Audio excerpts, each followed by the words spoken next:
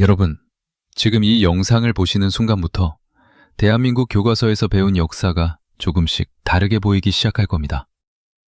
저는 오늘 한 남자의 이야기를 꺼내려 합니다. 그 남자의 이름은 박정희.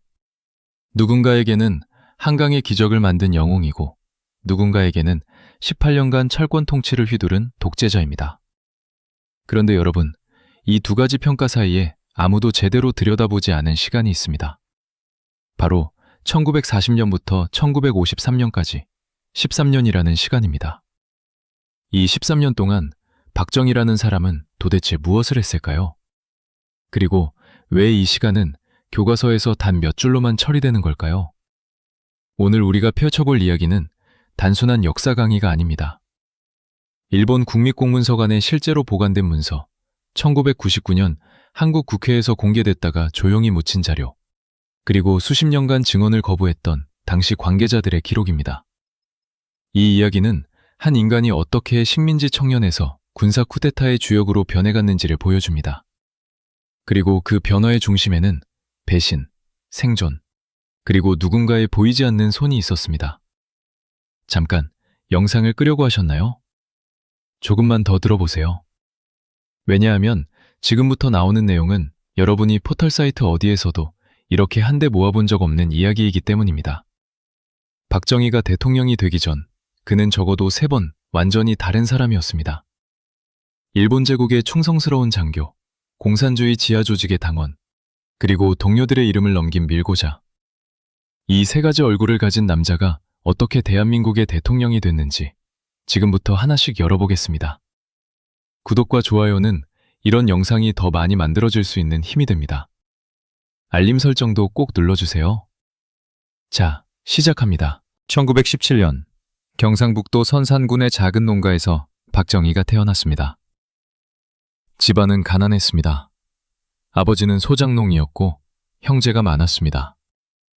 그가 자란 시대의 조선은 이미 일본의 식민지였고, 조선인으로 태어난다는 것은 곧 2등 국민으로 살아간다는 것을 의미했습니다. 그러나 박정희는 그것을 받아들이지 않았습니다. 다만 그가 선택한 탈출구가 문제였습니다. 1937년 박정희는 대구사범학교를 졸업하고 문경에서 초등학교 교사로 일하기 시작했습니다. 겉으로 보면 평범한 청년 교사였습니다. 하지만 그의 내면에는 뭔가 다른 것이 끓고 있었습니다. 그는 군인이 되고 싶었습니다. 그것도 그냥 군인이 아니라 진짜 권력을 가진 장교. 당시 조선인이 장교가 될 수 있는 길은 딱 하나였습니다. 일본 군대를 통하는 것이었습니다. 1940년 박정희는 만주국 육군군관학교에 지원합니다. 그런데 여기서 보통 교과서가 넘어가는 부분이 있습니다. 그가 입학 허가를 받기 위해 직접 일본 천황에게 편지를 썼다는 사실입니다. 이 편지는 단순한 지원서가 아니었습니다. 그 안에는 이런 내용이 담겨 있었습니다. 일본인으로서 부끄럽지 않을 만큼 충성을 다하겠습니다. 목숨이 닿을 때까지 일본 제국을 위해 싸우겠습니다. 이 문서는 현재 일본 방위성 방위연구소 도서관에 보관되어 있습니다. 1999년 한국의 한 시민단체가 이를 발굴해 국회에 제출했습니다. 당시 언론에 잠깐 보도됐다가 조용히 사라진 이 문서, 여러분은 기억하시나요? 만주군관학교를 수석에 가까운 성적으로 졸업한 박정희는 일본 육군사관학교로 편입합니다. 거기서 그는 일본식 이름 다카기 마사오를 사용했습니다. 조선인 출신임에도 불구하고 성적과 충성심으로 인정받은 그는 1944년 만주에 배치된 일본 관동군 장교가 됩니다. 같은 시간, 조선의 독립운동가들은 일제의 고문실에서 죽어가고 있었습니다. 박정희는 그 일제의 군복을 입고 있었습니다. 여기서 중요한 질문 하나. 이것이 단순히 생존을 위한 선택이었을까요? 아니면 그 이상의 무언가였을까요? 그의 행동 기록을 보면 그는 최소한의 참여가 아니라 적극적인 충성의 태도를 보였습니다. 이 사실은 나중에 그가 어떻게 권력을 잡았는지를 이해하는데 매우 중요한 열쇠가 됩니다. 1945년 8월 15일, 일본이 패망했습니다. 박정희의 세계가 하루아침에 무너졌습니다. 그가 충성을 바쳤던 제국은 사라졌고 그가 걸어온 길은 하루 만에 친일 부역이라는 낙인으로 돌변할 수 있었습니다.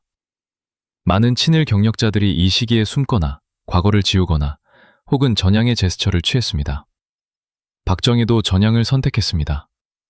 그런데 그가 선택한 방향이 매우 충격적입니다. 해방 직후 귀국한 박정희는 조선경비사관학교, 즉 지금의 육군사관학교 전신에 입학해 대한민국 국군 장교가 됩니다. 겉으로는 새로운 나라의 군인이었습니다. 그런데 그 이면에서 그는 남조선 노동당, 줄여서 남노당의 군사조직 세포에 가입합니다. 남노당은 소련과 북한의 지원을 받는 공산주의 지하조직이었습니다. 왜 그랬을까요? 연구자들 사이에서는 두 가지 해석이 있습니다. 첫째는 그가 진정한 이념적 전환을 했다는 것. 둘째는 그가 이미 이 시점부터 어느 편이든 살아남기 위해 줄을 잡아두는 생존 전략을 구사하고 있었다는 것입니다. 어느 쪽이든 그 결과는 매우 위험한 것이었습니다. 1948년 10월 전라남도 여수에서 군인들이 반란을 일으켰습니다. 역사에서 여순 사건으로 불리는 이 사건은 남노당과 연결된 군 내부 조직이 주도한 무장봉기였습니다. 진압 과정에서 수천 명의 민간인이 사망했고 군 내부의 좌익 색출 작업이 시작됐습니다. 박정희는 이 수사망에 걸렸습니다.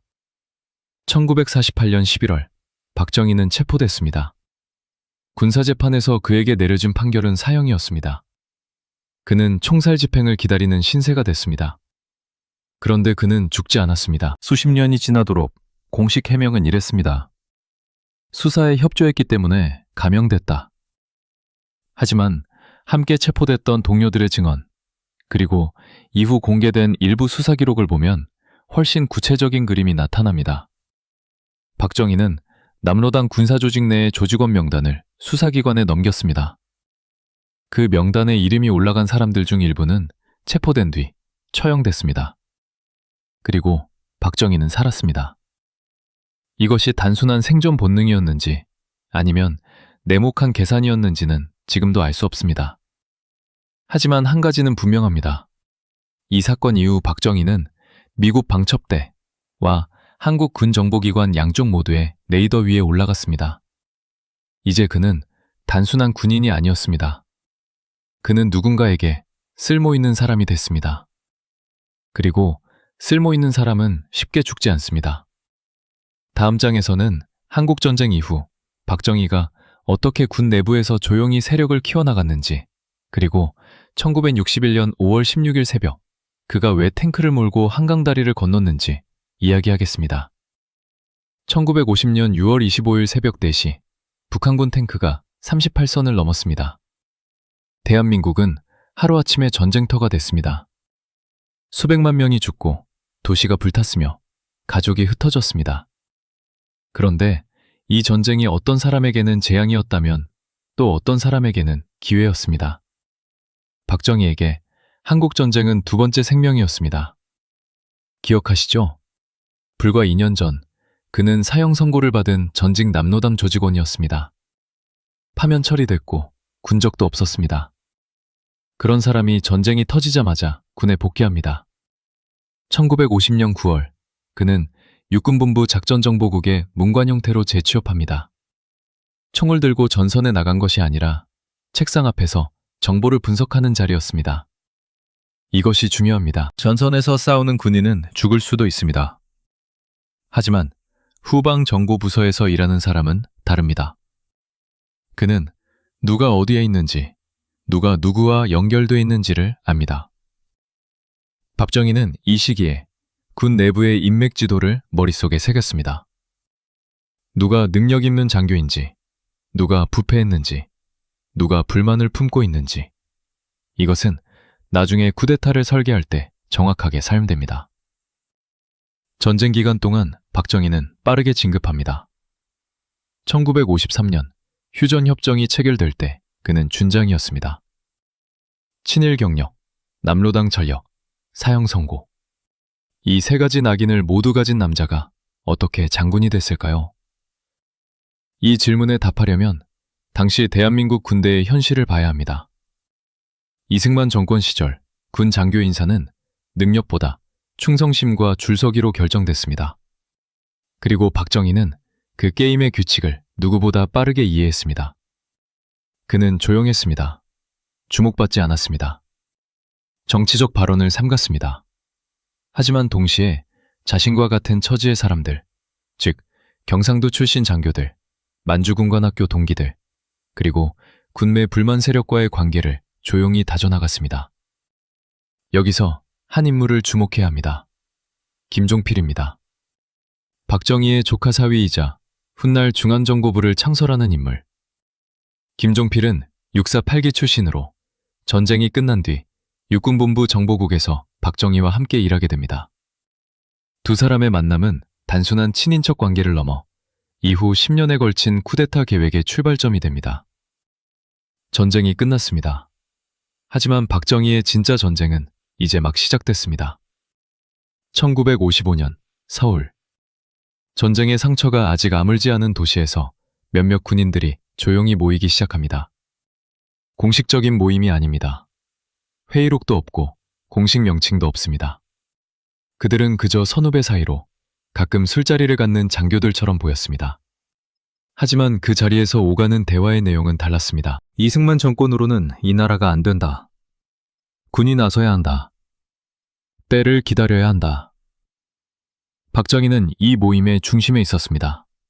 그런데 그는 절대로 먼저 나서지 않았습니다. 항상 다른 사람의 말을 들었고 고개를 끄덕였으며 결론을 내리는 사람은 다른 이가 되도록 했습니다. 이것이 박정희라는 인간의 가장 독특한 특징입니다. 그는 욕심을 드러내지 않았습니다. 적어도 겉으로는. 이 시기 박정희 주변에 모인 인물들을 살펴보면 흥미로운 패턴이 보입니다.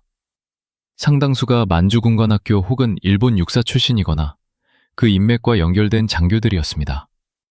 그리고 또 다른 공통점이 있습니다. 그들 중 상당수는 이승만 정권 하에서 진급에서 밀리거나 부당한 인사처우를 받은 경험이 있었습니다. 불만은 조직의 연료입니다. 박정희는 그 연료를 모으고 있었습니다. 1960년 4월 혁명이 일어났습니다. 학생들이 거리로 나왔고 이승만이 하야했습니다. 대한민국은 혼란 속에 빠졌습니다. 장면 총리가 이끄는 민주당 정부가 들어섰지만 정치는 불안정했고 경제는 바닥이었으며 사회는 시끄러웠습니다.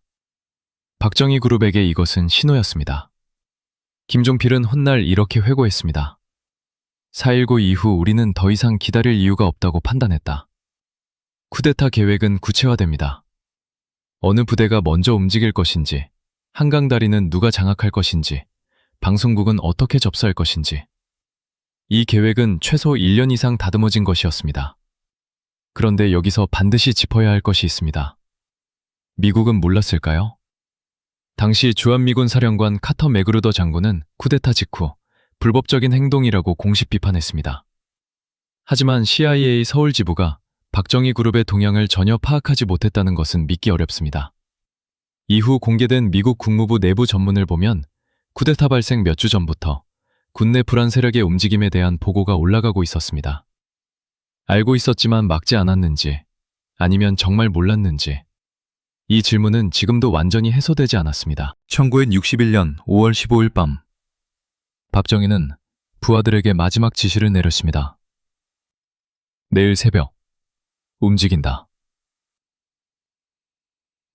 1961년 5월 16일 새벽 3시, 서울은 잠들어 있었습니다.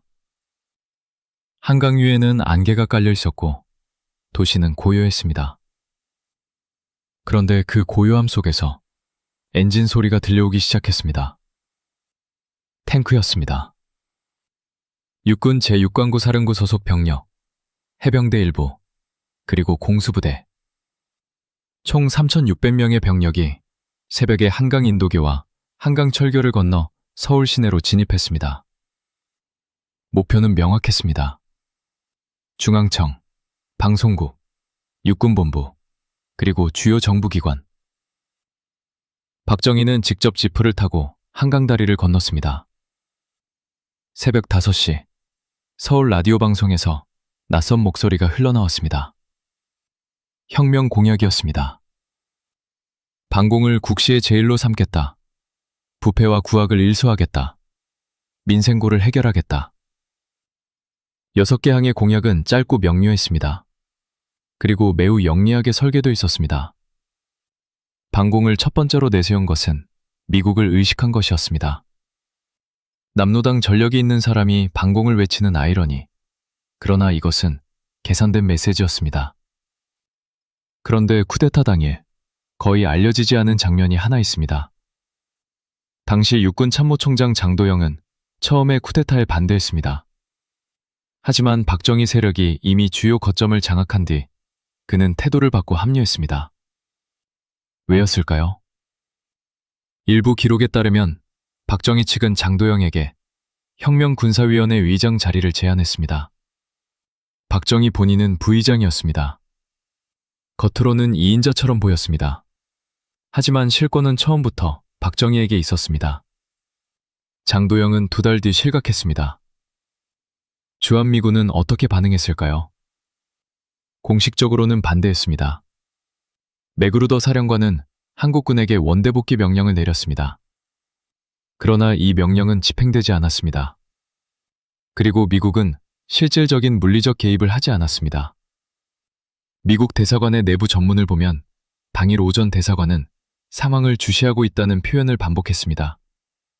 막으려는 의지는 없었습니다. 그날 오후 장면 총리는 수녀원에 숨어있다 나와 사퇴를 선언했습니다. 민주당 정부는 하루 만에 무너졌습니다. 박정희는 그날 밤 처음으로 공식 카메라 앞에 섰습니다. 그의 표정은 놀랍도록 차분했습니다. 흥분도 없었고 감격도 없었습니다. 마치 오래전부터 이 자리에 서 있을 것을 알고 있었던 사람처럼. 기자 한 명이 물었습니다. 카카, 앞으로 어떻게 하실 겁니까? 박정희는 잠시 침묵했다가 대답했습니다. 할 일을 할 것입니다. 이 짧은 대답 속에 모든 것이 담겨 있었습니다. 그는 이미 다음 수를 계산하고 있었습니다. 그리고 그 계산의 출발점에는 아무도 건드리지 말아야 할 그의 과거가 있었습니다.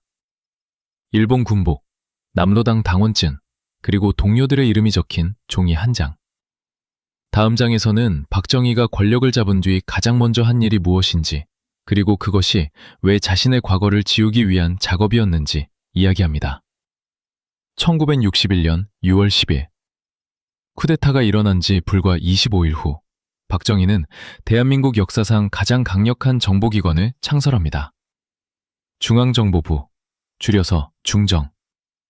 초대 부장은 김종필이었습니다.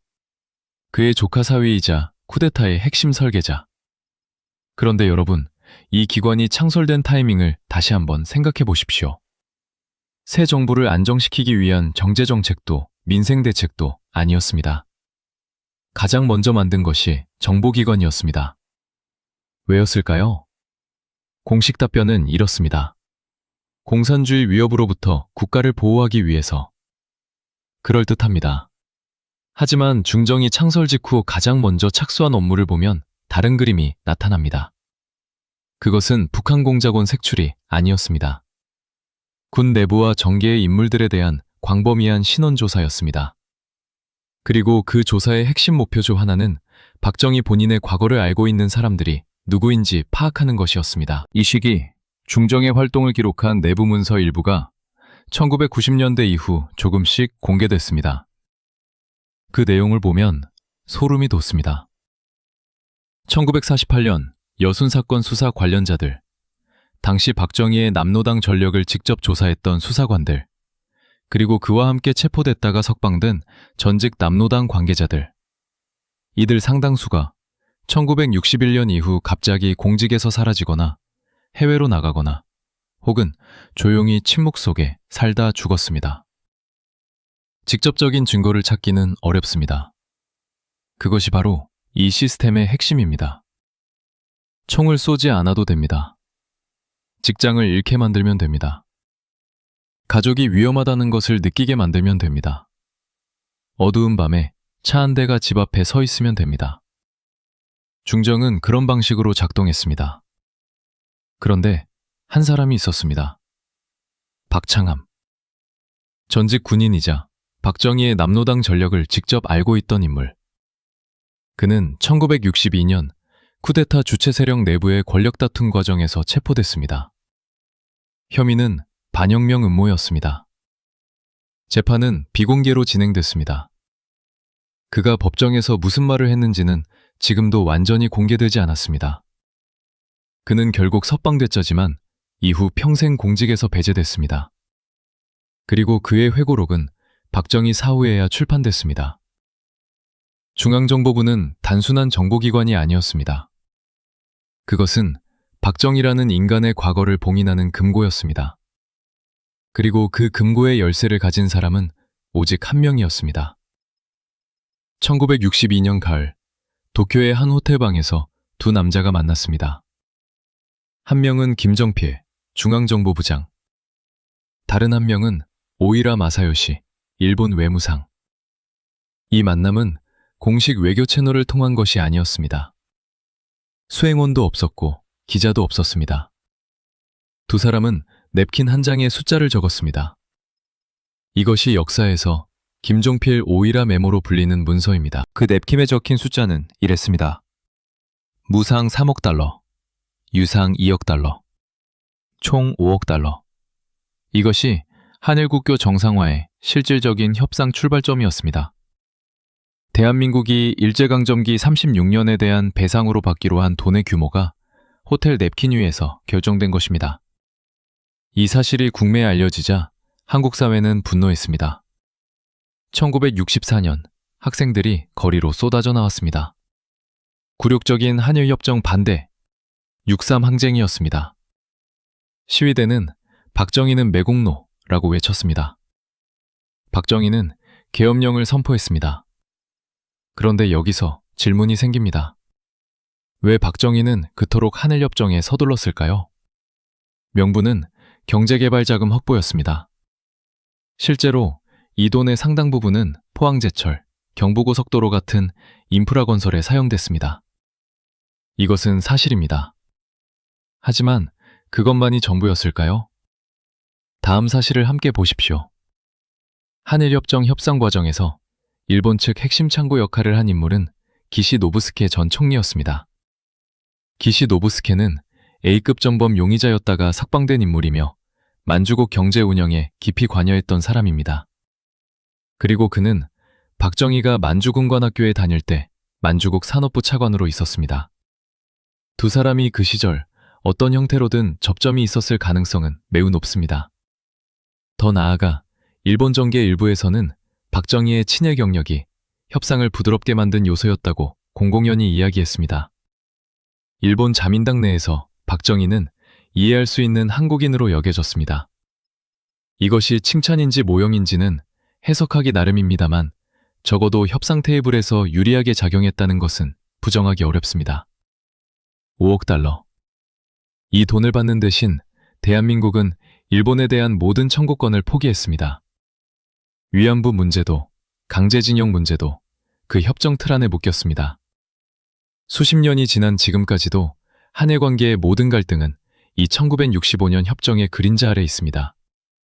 그리고 그 협정에 사명한 사람은 한때 일본 천황에게 충성을 맹세했던 바로 그 남자였습니다. 1972년 10월 17일 저녁 7시 전국에 비상계엄이 선포됐습니다.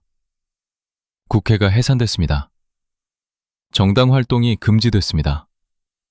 대학에 휴교령이 내려졌습니다.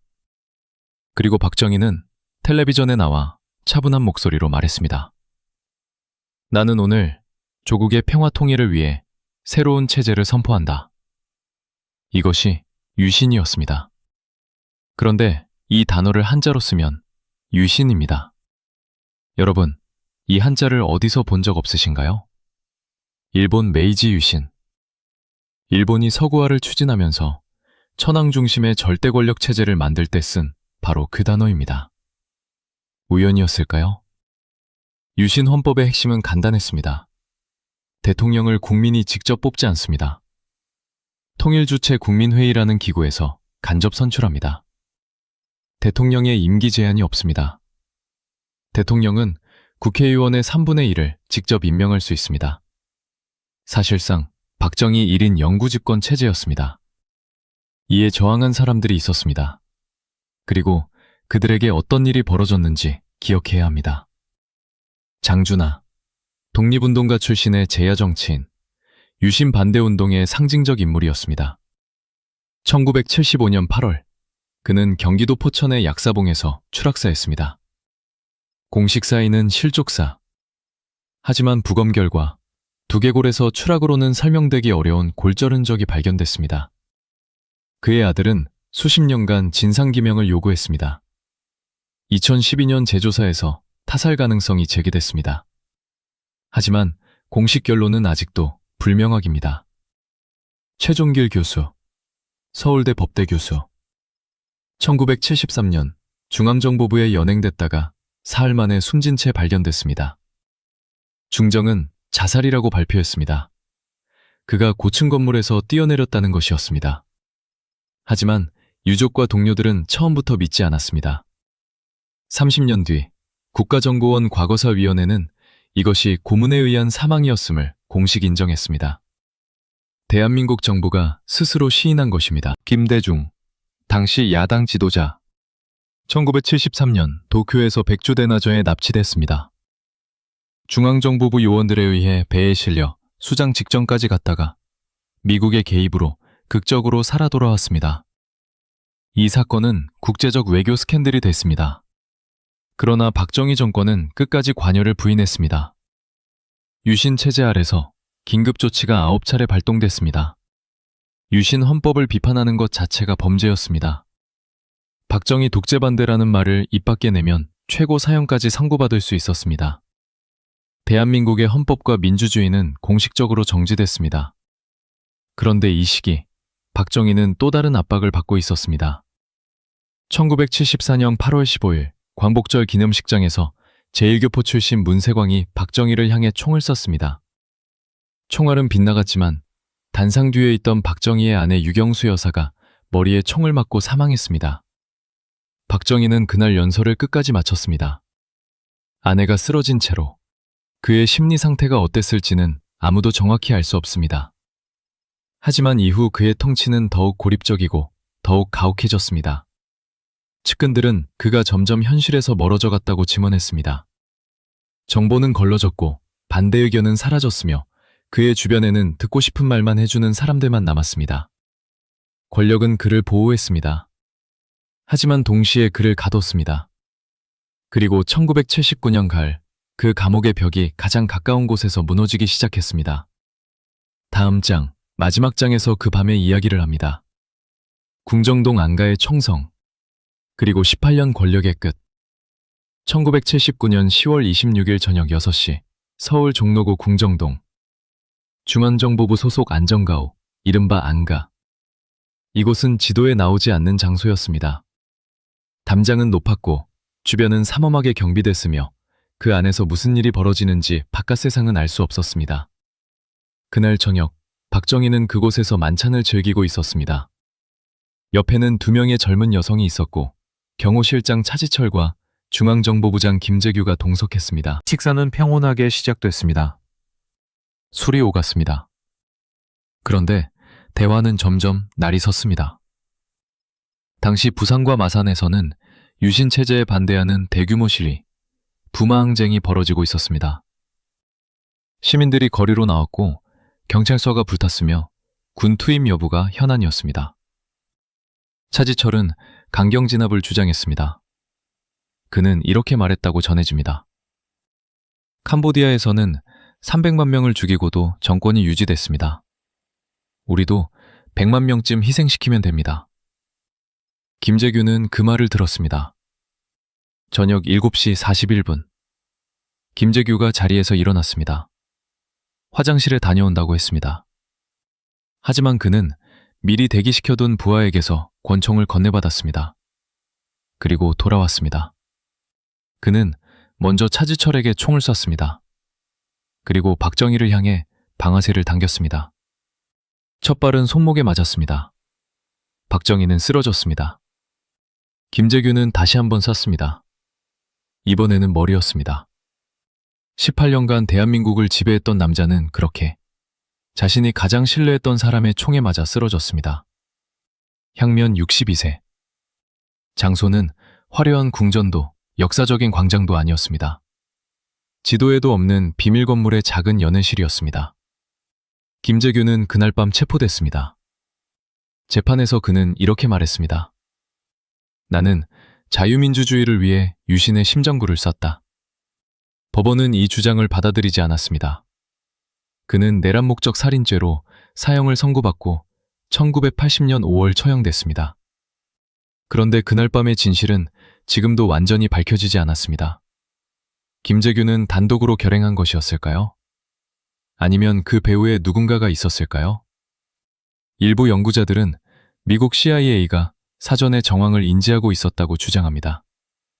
실제로 1979년 10월 26일 당일 주한 미국 대사관이 본국에 보낸 전문의 일부는 아직도 기밀로 분류돼 있습니다. 전체가 공개된 것이 아닙니다. 박정희의 죽음 이후 대한민국은 민주화를 향해 나아가는 듯 했습니다. 하지만 그 희망은 불과 2달 만에 짓밟혔습니다. 1979년 12월 12일 전두환이 군사 쿠데타를 일으켰습니다. 박정희가 만든 시스템은 그의 사후에도 살아남았습니다. 그가 설계한 군, 그가 만든 정보기관, 그가 심어놓은 권력구조가 다음 독재자를 낳았습니다. 이것이 이 이야기의 가장 무거운 결론입니다. 박정희 개인의 삶은 총성으로 끝났지만 그가 만든 구조는 끝나지 않았습니다. 한 가지 더. 그의 딸 박근혜는 2013년 대한민국 최초의 여성 대통령이 됐습니다. 그녀의 당선 슬로건 중에는 아버지의 나라를 다시 라는 뉘앙스가 담겨 있었습니다. 그리고 2017년 그녀는 국정농단 스캔들로 탄핵됐습니다. 구속됐습니다. 수감됐습니다. 역사는 때로 이렇게 작동합니다. 아버지가 묻은 것들이 한 세대를 건너 딸의 발목을 잡는 방식으로. 일본 군복을 입었던 소년, 공산당원이 됐다가 동료를 팔아 살아남은 청년, 쿠데타로 권력을 잡은 장군, 민주주의를 정지시킨 대통령, 그리고 측근의 총에 쓰러진 노인. 박정희라는 이름은 하나지만 그 안에는 최소한 5명의 다른 인간이 있었습니다. 대한민국은 지금도 그 5명 중 어느 쪽을 기억할 것인지를 두고 싸우고 있습니다. 그 싸움이 끝나지 않는 한 이 이야기도 끝나지 않습니다. 오늘 영상 여기까지입니다. 이 내용이 유익하셨다면 구독과 좋아요 부탁드립니다. 다음 영상에서는 전두환의 12월 12일 쿠데타, 그리고 광주의 진실을 다룹니다. 그 이야기도 오늘만큼, 아니 오늘보다 더 무겁습니다. 기다려 주십시오.